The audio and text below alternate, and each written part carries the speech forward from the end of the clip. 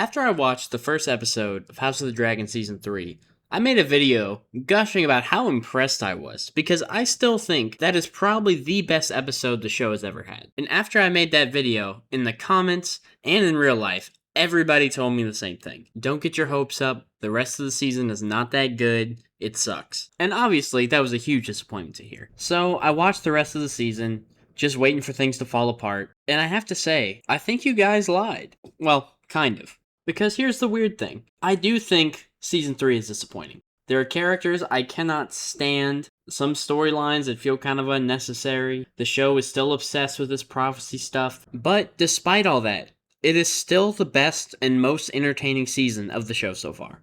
Now, before we get into the number one biggest culprit of the show, the bitch queen of bastards, the smug of Dragonstone. Before I rag on Rhaenyra, it is not the actress's fault at all. I feel bad that she has so little to work with here, because she deserves better. They try very hard to make Rhaenyra's weakness something that makes her likable, like it's a moral thing. But truly, she is just utterly incompetent and is carried into power by everyone around her. She never ever makes the right call. She never makes the hard call. She has no backbone or will whatsoever. She repeatedly spares people that she 100% needs to kill if she wants to stay in power. But the thing is, this is not some case where she's such a moral character, she just can't do these awful things. She's done terrible things throughout this entire show. They're all terrible people, but at least a character like Daemon isn't constantly trying to make excuses for their actions or pretend like they're some good person. Daemon knows he's done some messed up stuff, he owns it. It's like, this is who I am, this is what I want power, and if you don't like it, deal with it. Daemon is competent. Daemon knows how to take control, he understands politics. She foolishly decides to walk into the Red Keep and immediately becomes surrounded by the Kingsguard. And the only reason she is not taken into custody or killed right there is because Daemon put in the effort to win the loyalty of the City Watch beforehand. And then you're finally taking power, and Otto Hightower is brought before you,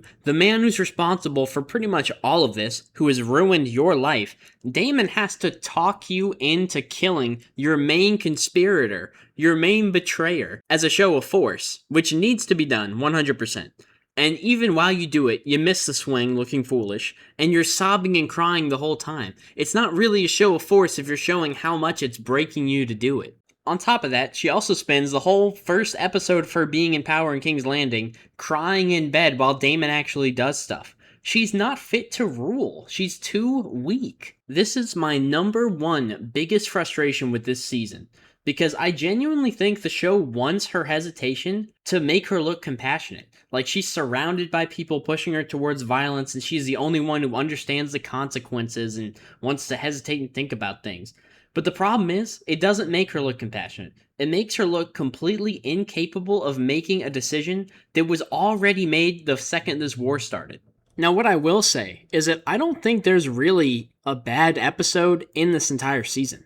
All my frustrations are really more about the overall narrative told in the season. I feel like there's some weird decisions, but if you look at each episode individually, they're all pretty good in my opinion. I mean, by the third episode, Rhaenyra and Daemon have taken King's Landing, and I think that whole plot line is actually really compelling. I love seeing them clean house and get a council together. It's a lot more politically focused, which I feel like has been a weakness of the show so far. It really felt like when Tyrion became Hand of the King in King's Landing, he started scheming and getting everything together and showing that he's a competent ruler. And I mean, obviously, Rhaenyra is not as successful as he was at this because she sucks, but she has a few moments that I will give her credit for. Like when she gets the nobles together and cooks the rats that are plaguing the castle to punish them for their greed and stealing from the poor people. That's pretty cool. And while her and Alicent's friendship is really something I've been complaining about a lot because it's just generally boring and insanely dragged in the show, I actually quite like the dynamic where Alicent is her prisoner and she goes in to confide and ask for advice and stuff. It reminds me of when Rick has beaten Negan and he keeps Negan in the cell, but he still goes down there to talk to him and stuff. I think that's a really interesting dynamic. Even though I absolutely cannot stand Alicent, she is just so entitled and thinks she's so important to everyone she talks to. It's like the audacity. The fact that her and Rhaenyra are like the two main characters of the show is definitely the main thing that's been dragging it down ever since season 1. And now, this is probably the last bit of credit I will be giving Rhaenyra in this entire video, but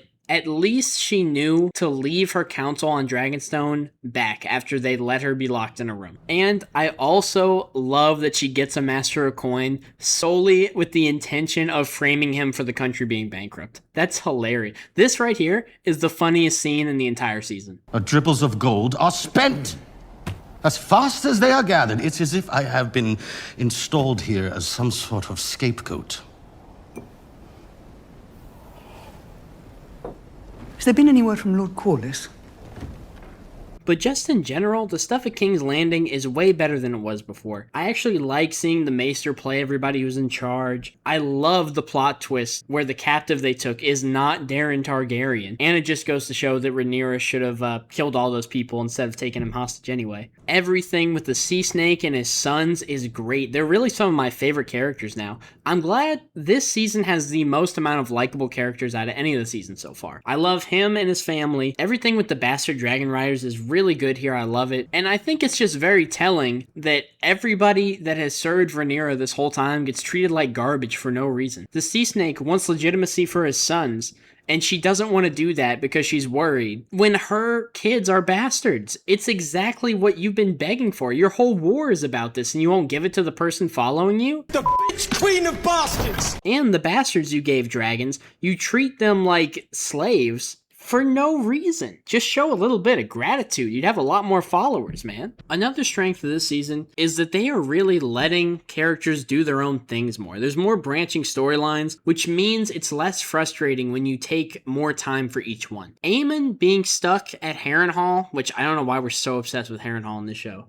but it wasn't nearly as frustrating as last season when Daemon was there for half the season, because there's just more going on outside of him. Like, I don't really mind him being there getting some character development if there's more interesting things happening, at least. Because you got Aegon roaming the country, all that stuff is great. He's a little shit, and I absolutely love him. I'm 100% an Aegon Targaryen supporter. Seeing him rise from the ashes like Jesus was awesome with his dragon back alive. I love that. I hope he wins the whole thing and kills everybody. He's my favorite character by far. I love that no matter what he goes through, he never lets it make him a better person. He can be humbled in so many ways, be almost killed, be put on his knees to kiss someone's feet, which is basically what I want you guys to do to me. But you will call me my lord. Janos. You as well?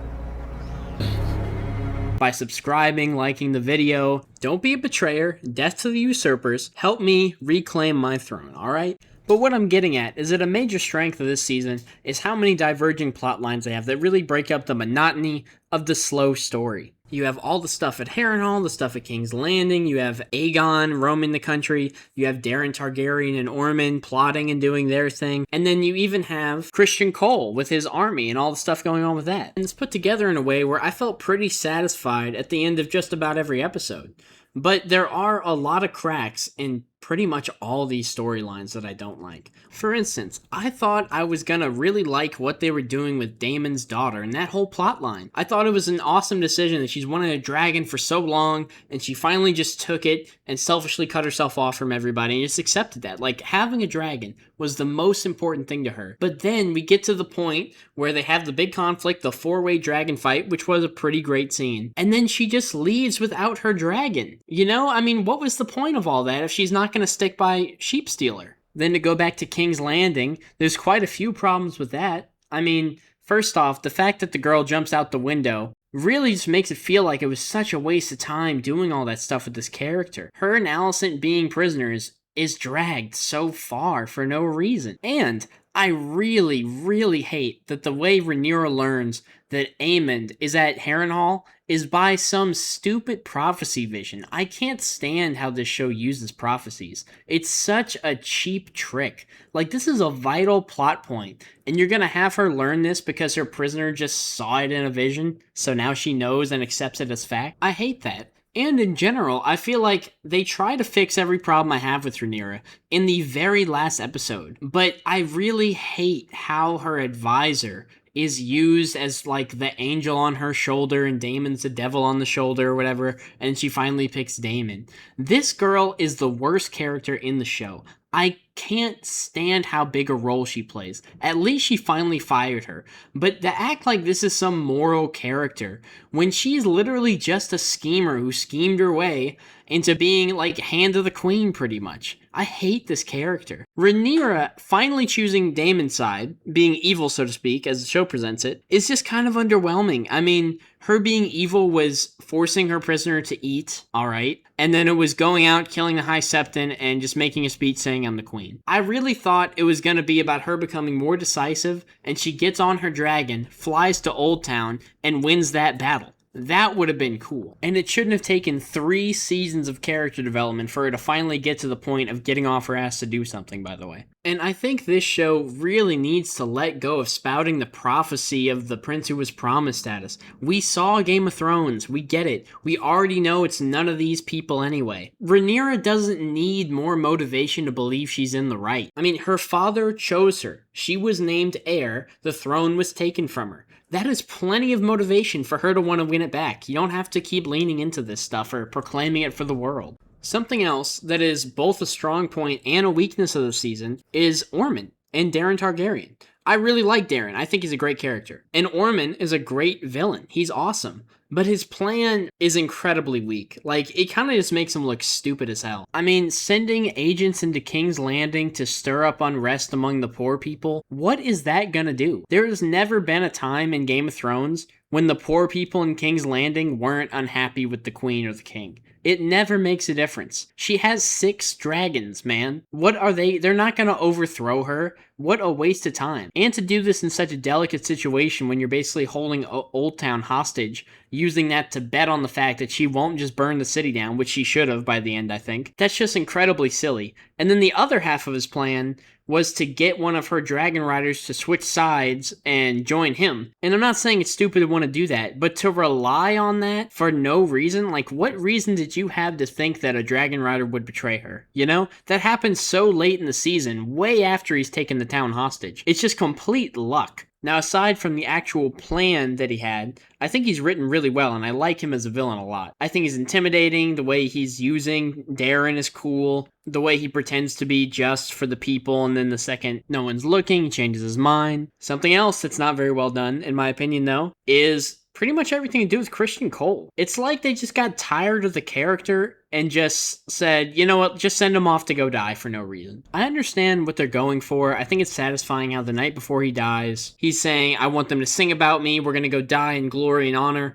and then I like how he gets to the fight and he just gets shot in the neck. That's cool, I like that a lot. There's not gonna be any songs about him and he doesn't deserve it. But it's just weird that no one in the entire world pretty much acknowledges or cares about his death at all. Like, he was a pretty well-connected guy. He got around. It just doesn't make sense, and I feel like there were more satisfying ways to use him in the story, and more satisfying ways to kill him, honestly. And just in general, the last episode of this season just feels underwhelming. Like, the battle is cool, but the ending isn't really all that. The best thing it does is put Aegon back with Aemond, setting them up to be a real threat in season 4, which I like. There's a lot of little stuff, like showing Alan's getting kind of corrupted by the power he has now, and there's really good small character things in this season that kind of go under the radar, but I do appreciate them. But man, this season really turned out to be a jumbled mess. So, look, here's the thing. Did you guys lie to me when you said it sucked?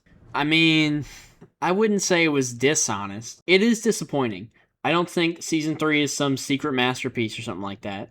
But I do not agree that it sucks. You know, despite the many flaws I ranted about, it's also got a lot going for it. I like a lot of the politics in it. I like a lot of the character work done in it. Rhaenyra's insufferable as always, but at least in the last episode, she finally kind of gets over it. Aegon, the bastards, and a lot of the dragon stuff is the clear highlight of the season, and the clear highlight of the show. The first episode is also still part of the season, and in my opinion, that is the best episode of the show so far. But the prophecy stuff and the visions are very convenient. The ending is a little underwhelming. It's got some issues. So do I think it sucks? No. I do think it's a disappointing season, but it's also the best season of House of the Dragon. Now, to caveat that, I have not seen season 1 in a very long time, and maybe it's better than I remember. But as of right now, I would say this is my favorite and the most entertaining season so far. And I wouldn't say I'm counting down the days for season 4, but I'm still invested. I still want to see Aegon do his thing, so I will be watching. If it comes out in fucking 10 years like everything else nowadays. But that's going to be it for this one. Drop a like, drop a follow, and let me know what you thought of this season in the comments. And I'll catch you all in the next episode of Headcanon.